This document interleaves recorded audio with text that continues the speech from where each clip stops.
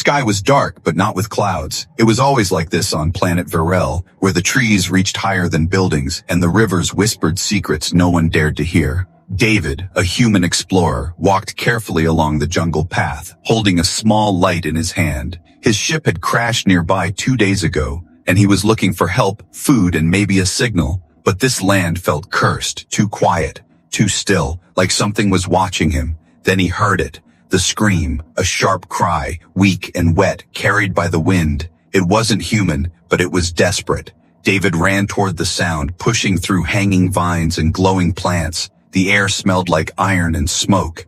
As he reached a high cliff, he looked down and saw the wide river, dark, swirling, deadly. And in the middle of it, something was moving.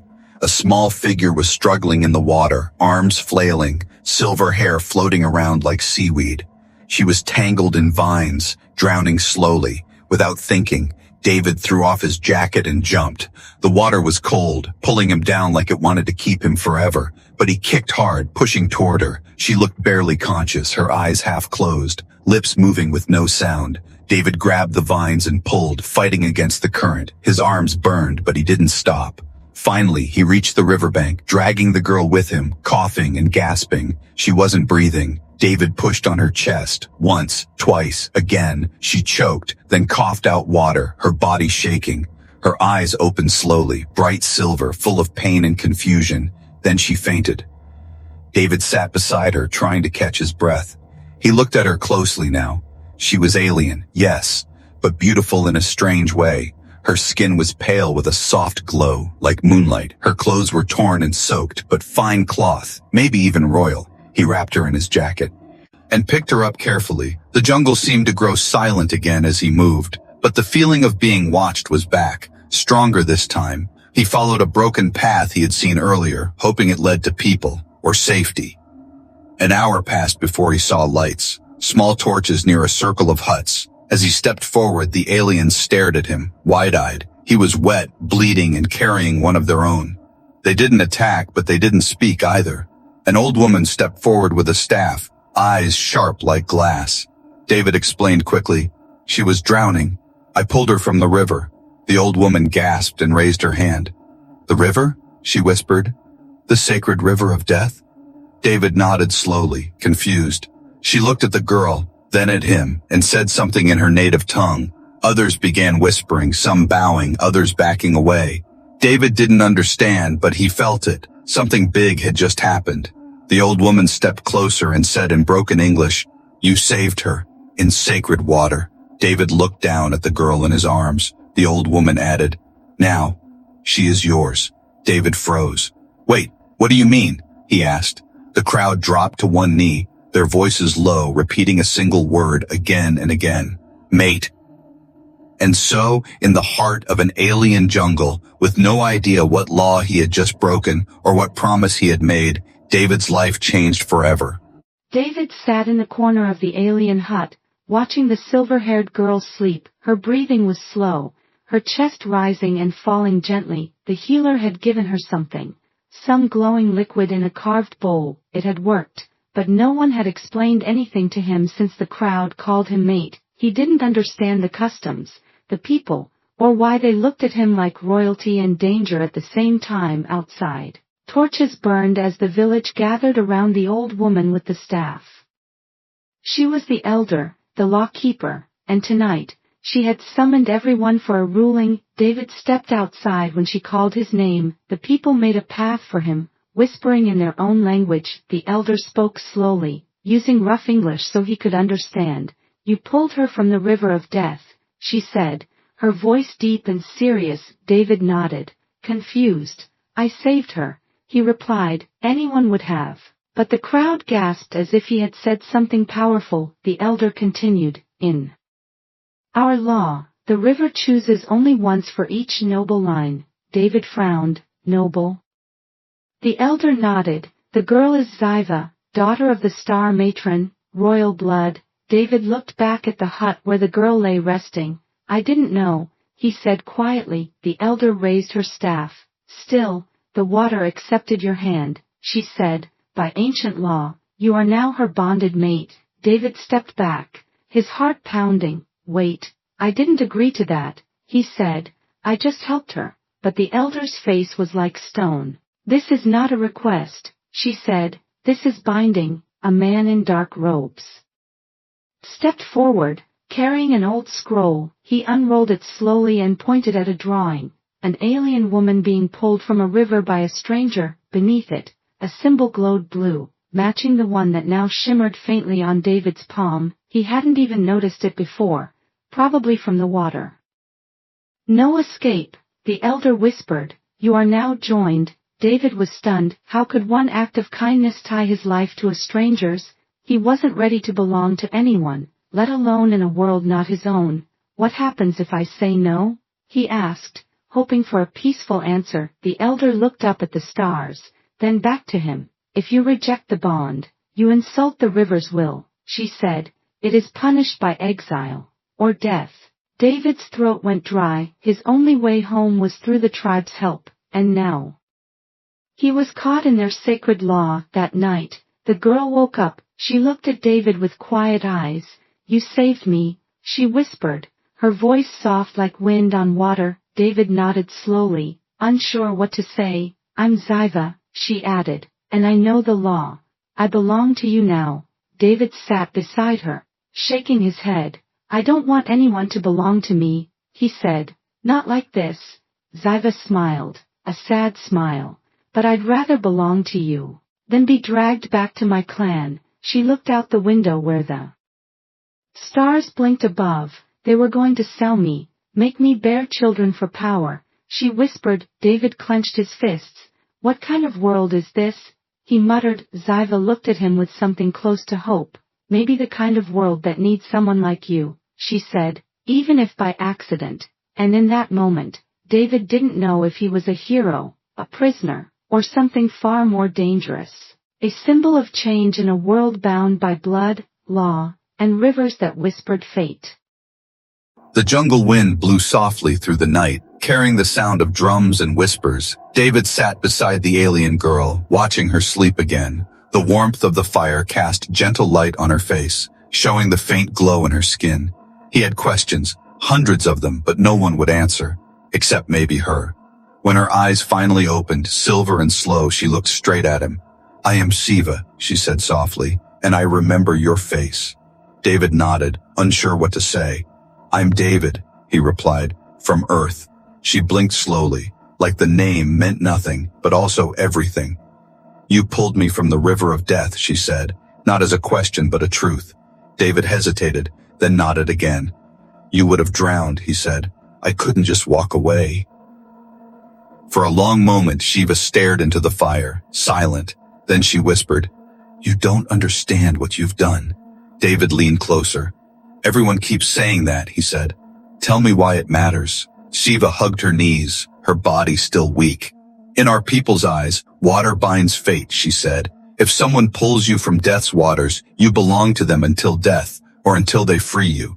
David looked at his hand again, where the glowing mark still pulsed faintly. And if I don't free you? He asked. Then I must stay with you, she answered, even if I don't want to. David stood up, pacing the room. But that's not right, he said. That's not freedom. That's just another kind of prison. Shiva gave a tired smile. You speak like someone who has never been chained, she said. David turned, looking at her seriously. Have you? He asked. She didn't answer, but her silence said everything. Outside, a shout broke the quiet night. Torches lit up again. Footsteps rushed near. Shiva grabbed David's arm, her eyes wide with fear. They found me, she whispered. The royal trackers, they're here. David peeked too, through a gap in the wall and saw shadowy figures moving fast through the village. The elder was arguing with one of them, pointing toward the healer's hut. They'll take me back, Shiva said, shaking. They'll chain me again.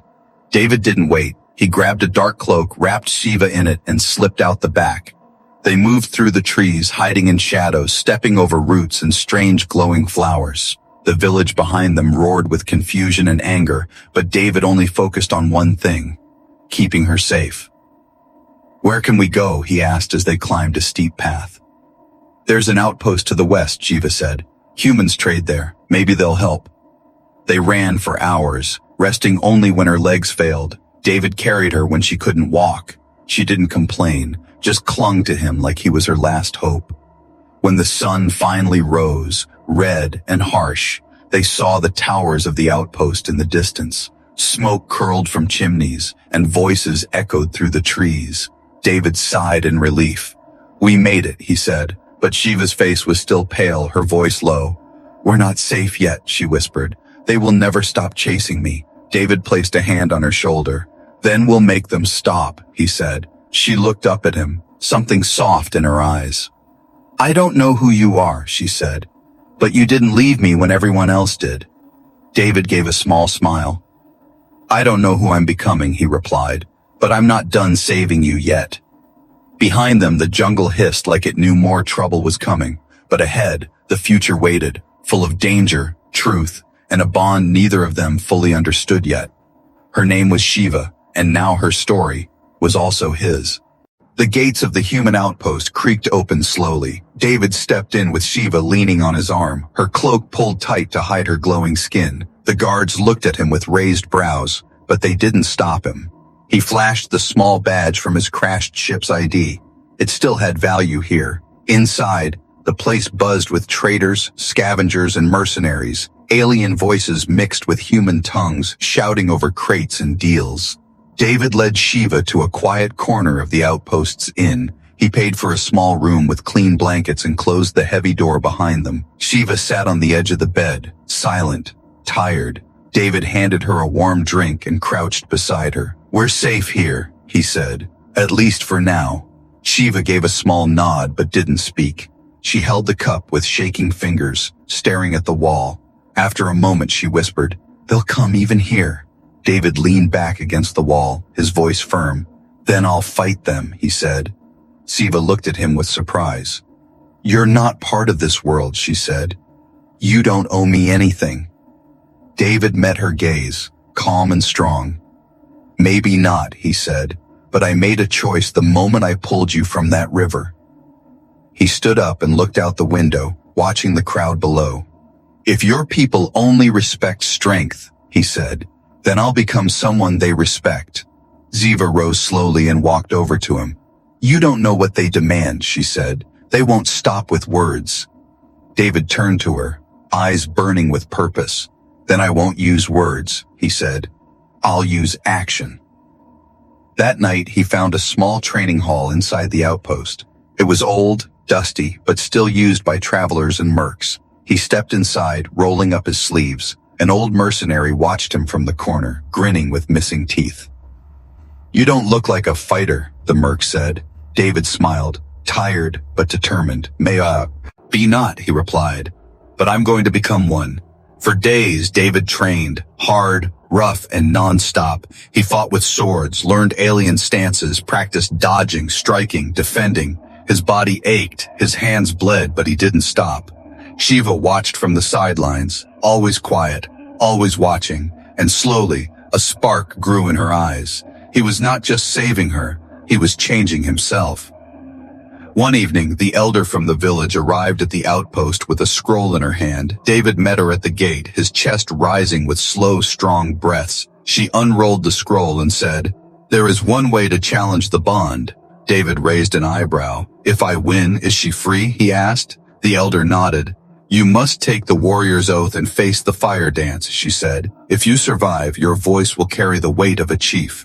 David looked at Shiva, who stood beside him with wide eyes. "No human has ever survived the fire dance," she whispered. David smiled faintly. "Then maybe it's time for the first," he said. He turned to the elder and said clearly, "I accept the warrior's oath." That night, under the red moons, David knelt in the center of the outpost. He held a blade in one hand, and with the other, he pressed it to his chest. "I swear this," he said. "I will protect the one I saved, not because she belongs to me, but because no one else ever will." The oath echoed through the still night, and every torch flame flickered as if the stars themselves had listened. Shiva looked at him with something more than fear, more than thanks. For the first time, she looked at him with trust. And in that silent moment, David's path became clear.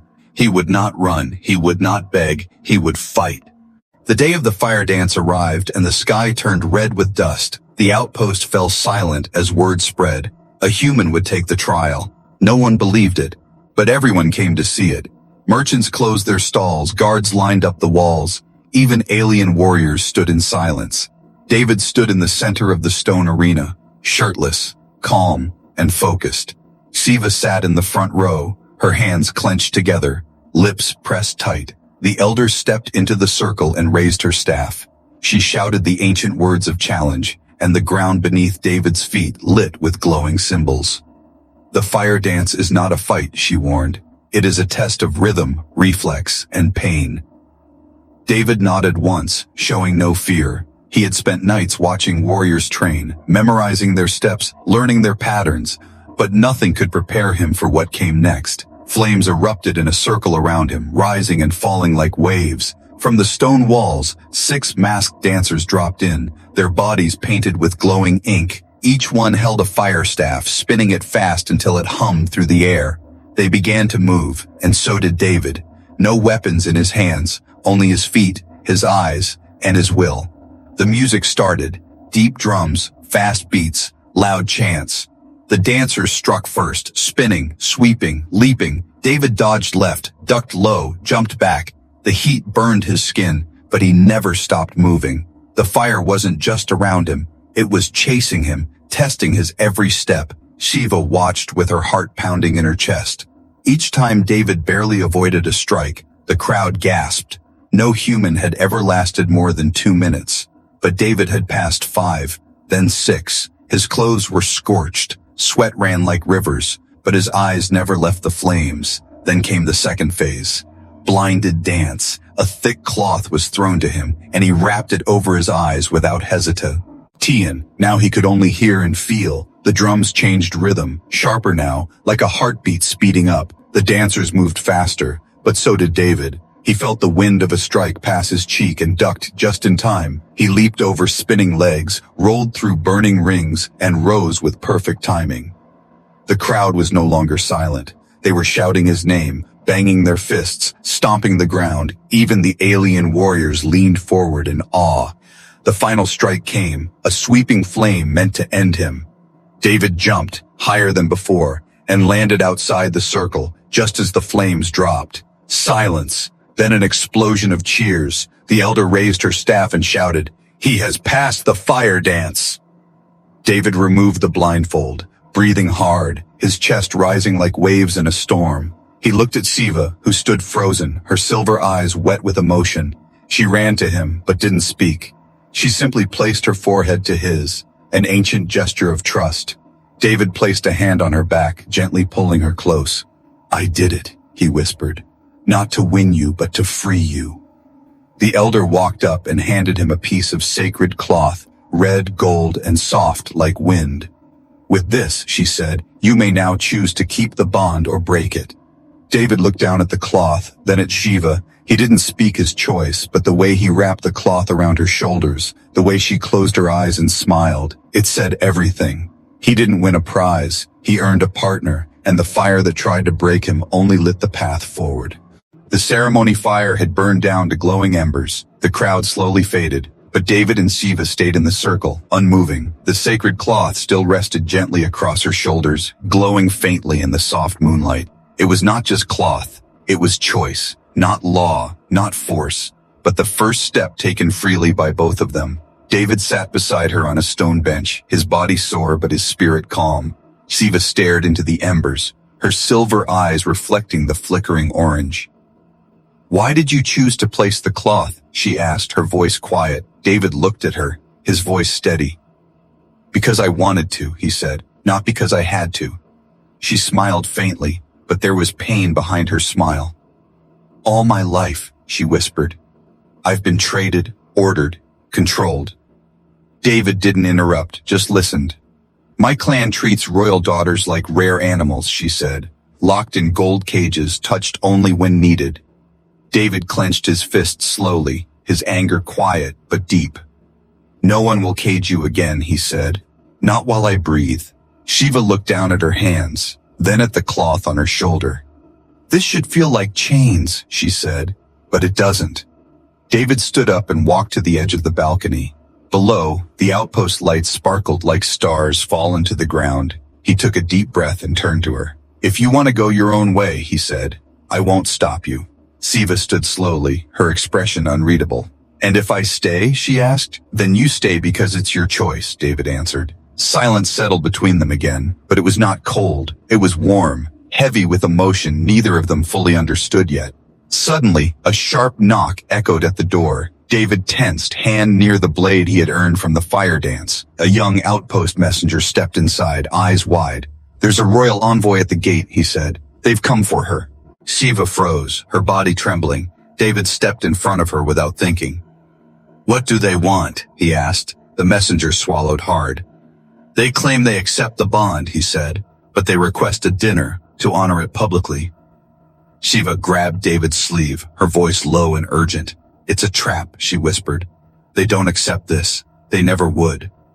David met her gaze, and for a moment time slowed. He could see the fear in her eyes, the memories she never shared, but he also saw her strength. He nodded once. "Then we'll go," he said. "Together, but on our terms." They prepared for the royal gathering, dressing in the finest robes the outpost could offer. David wore simple warrior colors, black and silver. Shiva wore deep blue robes with no chains, no golden collar. The sacred cloth still rested on her shoulders, but now it felt like a shield. As they walked toward the ceremonial chamber, guards stepped aside without question. The nobles inside turned their heads, their expressions mixed. Curiosity, anger, disbelief. David led Shiva to the central seat, not behind him, but beside him. The room fell into quiet shock.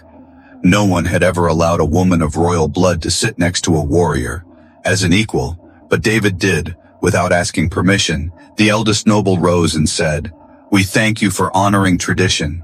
David smiled, sharp and cold. "I didn't come to honor your past," he said. "I came to build something better." Shiva reached for his hand under the table. For the first time in her life, she didn't feel owned. She felt chosen, and the cloth around her shoulders no longer marked her as claimed. It marked her as loved. The next morning, the sky above the outpost turned dark and heavy. Storm clouds gathered with unnatural speed, and the wind carried a strange tension.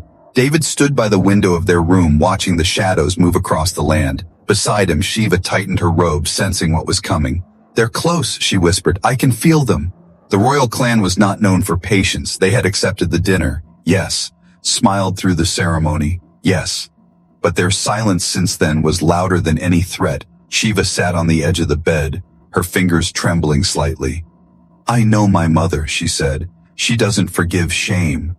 David turned to her, placing a hand on her shoulder. "You've done nothing wrong," he said. "You chose your own path." Shiva gave a small, tired smile. "And for that, she'll destroy everything I've touched." A loud horn blew across the outpost, shaking the ground.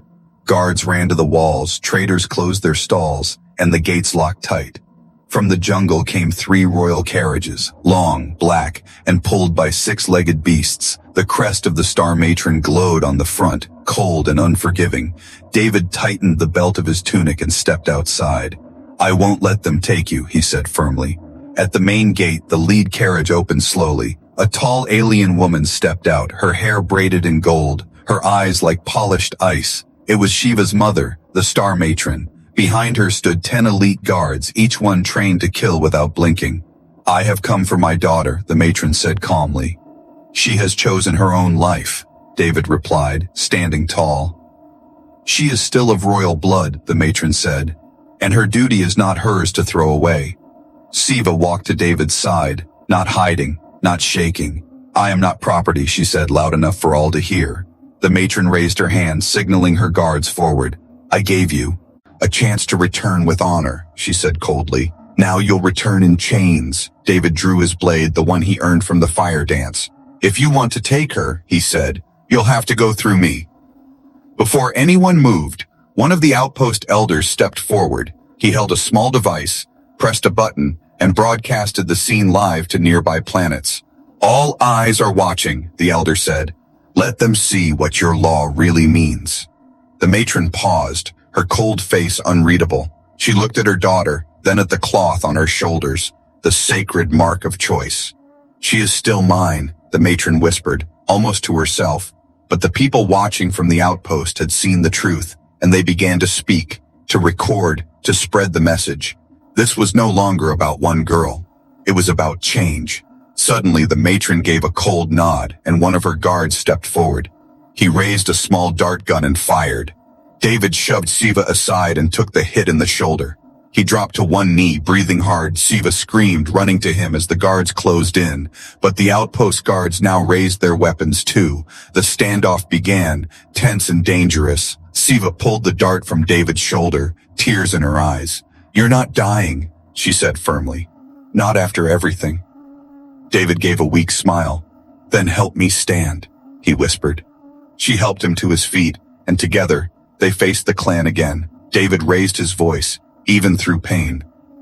"I don't care about your laws," he said. "She is not yours anymore." The matron's eyes narrowed. "Then you've declared war," she said, turning away. The carriages rolled back into the jungle, but the message was clear.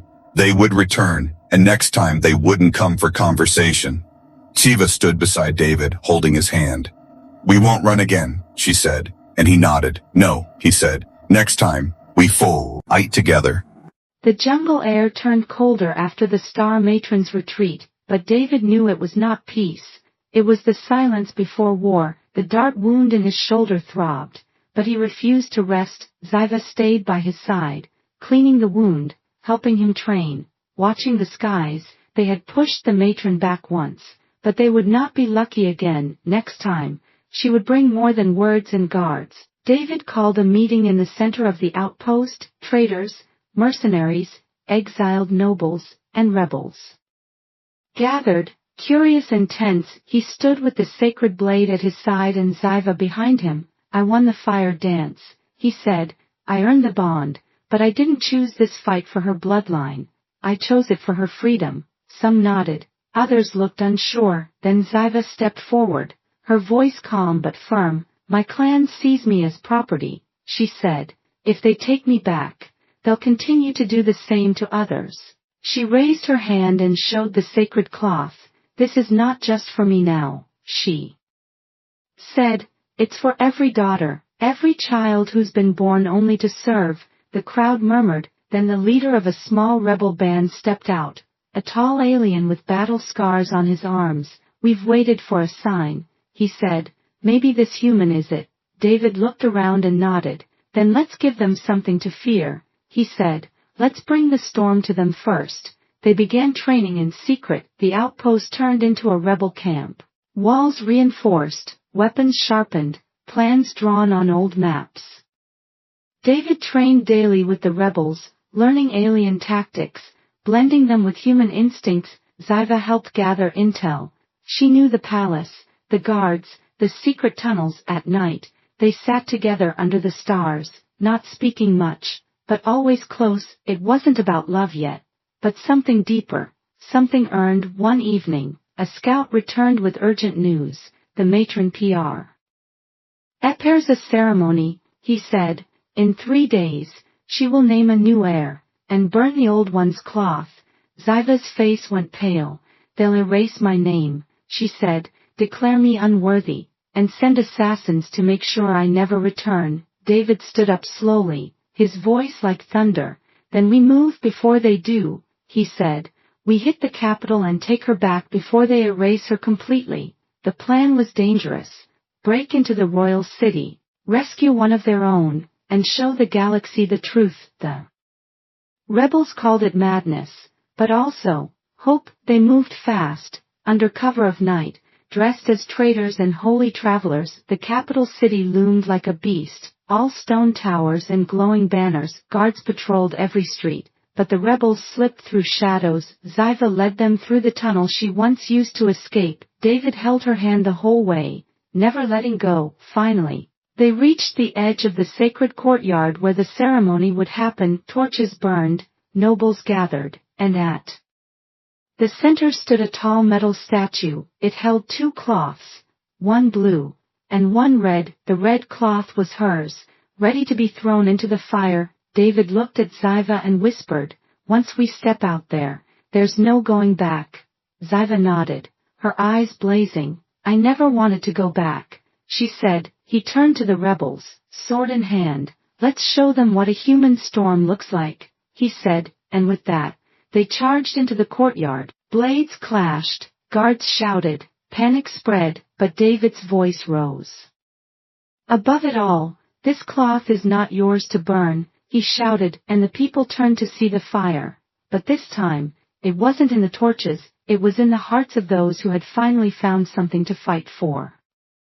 Screams echoed through the sacred courtyard as the rebels stormed in. Nobles scattered, guards clashed with blades, and fire spread through the silk banners. But at the center of it all stood David. His sword in one hand, the sacred red cloth in the other. Behind him, Shiva moved like wind through the chaos, her eyes locked on the statue where her name was about to be erased. The Star Matron stood high above on a stone platform, watching the battle with cold fury. She raised her hand, and more guards flooded the courtyard. "Stop the human!" she roared. "Kill the daughter who betrayed us!" But the crowd had changed. The people who once bowed in silence now stood still, watching the battle unfold. They had never seen anyone fight for a royal daughter's right to choose. David stepped onto the sacred platform, sword blazing. He faced the matron as guards surrounded him. "I won't let you erase her name," he said, not when she never had the chance to use it for herself. The matron narrowed her eyes. "You are a stranger," she spat. "This is not your law to challenge." David raised the red cloth high, letting its firelight catch the eyes of the crowd. "Then maybe your law is the problem," he said. "Maybe it's time it burned too." One of the guards rushed him, but David blocked the strike and knocked the attacker to the ground. Shiva joined him on the platform, standing by his side without fear. "I am not a broken heir," she said loudly. "I am not a vessel, not a symbol. I am a person," she said, "and I choose who I stand with." She reached for the cloth in David's hand and held it up for all to see. The crowd gasped, not because she held it but because she dared to hold it with him. 2 hands, 1 choice, and no permission needed. The elder rebels stepped forward, raising their weapons in salute. Even some of the city guards lowered their blades, their faces unsure. "For you." The first time, they were seeing something greater than orders. They were seeing change. The matron shouted again, but her voice cracked under the weight of the silence. She turned to command her loyal guards, but they no longer moved. Some had dropped their weapons, others had stepped back. A few even knelt, not to her, but to the cloth raised high by 2 hearts bound by choice. David turned to the sacred statue where the flames were meant to consume the red cloth. Instead, he tore the cloth in half and handed 1 piece to Shiva. He then threw his half into the fire and watched it burn. "This half," he said, "is mine, burned with the past." Shiva held her half close to her chest. "And this half," she said, "is mine, to carry into the future." The fire crackled, the statue cracked, and the sacred law, once written in stone, felt as if it shattered too. In that moment, 1,000 years of control, of breeding chains, of forced pairings, collapsed, not by war, not by blood, but by 2 people who chose something simple and powerful: freedom. The matron collapsed to her knees, surrounded by silence. She looked up, tears in her eyes, not of sadness, but of something older: regret. "My daughter," she whispered. "I never knew you could speak with such fire." Shiva stepped closer but did not bow. "You never let me," she replied gently. And with that, the crowd slowly cheered, softly at first, then louder. The rebellion wasn't just against one leader, it was against a system, and that system had finally fallen. David took Shiva's hand, still warm from the cloth. Together, they walked down the platform, not as fugitives, not as bonded mates by law, but as 2 souls who rewrote the stars. The sun rose gently over the capital, casting soft golden light across the rooftops. The smoke from the fire ceremony had cleared, leaving behind a stillness that felt like peace. David stood on the balcony of the great hall, watching the people below. They weren't shouting or rioting or kneeling. They were talking, quietly, freely, as if something sacred had been returned to them. Behind him, the sound of soft footsteps echoed. Shiva entered, dressed in robes of silver and deep red, not the colors of royalty, but of freedom. She carried a scroll in her hand, but her eyes were fixed on David. You're awake early, she said. David turned with a small smile. I wanted to see if the world still looked different, he replied. She joined him at the edge, standing close, her shoulder brushing his. And does it? She asked. He nodded slowly. Because you're in it, he said, free and standing beside me, not behind. Siva looked at the scroll, then held it out to him. It's official, she said. The council voted to erase the old bonding laws. No more forced pairs, she added. No more river claims. David opened the scroll, scanning the alien symbols. Though he couldn't read all of it, he knew what it meant. Change, written in law. They've offered me a seat on the new council, Siva said, her voice unsure. But I don't want to lead from a chair, she continued. I want to walk the worlds, speak to others like me. David placed the scroll down and looked at her fully. I'll walk with you, he said. You've walked through fire already, she whispered. He chuckled softly. You were worth every burn, he replied. Later that evening, they stood before the city once more, not for war, not for protest, but for closure. The people gathered again, but this time they brought gifts, not weapons. One by one, citizens came forward with pieces of cloth, torn from old uniforms and royal robes. They tossed them into a great fire at the center of the square, not to burn the past in anger, but to honor the truth. That law without choice is not tradition, it is control, and they were done with that. David and Shiva didn't speak during the ceremony. They just stood, hand in hand, the silent proof of what choice could build. When the last piece of cloth turned to ash, the elder stepped forward. She held out a small box carved from moonstone. Inside was a new cloth, blue on one side, red on the other. A gift, the elder said, from a free people to a free bond. Shiva lifted it with both hands, her heart full. She turned to David, the wind playing gently with her hair. There's no law binding us anymore, she said. No chains, no rules. David stepped closer. Then this means everything, he said. She slowly placed the cloth around both their shoulders, letting it rest across them like a shared promise. I am yours, she whispered. Not by law, not by blood, not by fate, but by choice. David's arms wrapped around her gently, his voice low and steady. And I'm yours, he said, because I wouldn't want to belong to anyone else. The crowd clapped softly, not out of duty, but out of joy. And as the stars rose above the city, a new story began, not of chains or old codes, but of a human and an alien woman who defied their worlds and found freedom. Together, a story not whispered by rivers, but written in hearts.